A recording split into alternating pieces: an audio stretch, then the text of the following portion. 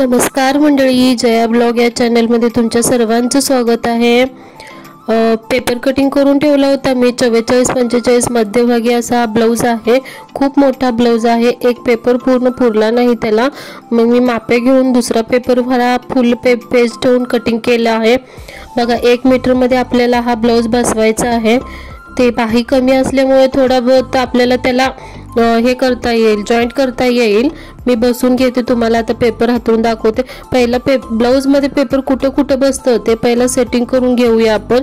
मी बघितलं ज्या पद्धतीने मी पहिलं ठेवलं होतं ते मला व्यवस्थित बसलं नाही, कारण बाहीची जी डिझाइन होती ती आडवी येत होती आणि जी बॅक बाजूची होती ती उभी येत होती। त्यामुळे मी परत आणि सेटिंग केली होती, ती काढली, परत पेपर काढला तिथून, परत दुसऱ्या साइडला बसवून बघितलं तर ते बरोबर येत होतं। तुम्ही हे लक्ष ठेवत जावा की बाही जी येते ती उभी येते की आडवी येते हे बघणं, प्रत्येक टेलरांना हे बघणं खूप गरजेचं आहे।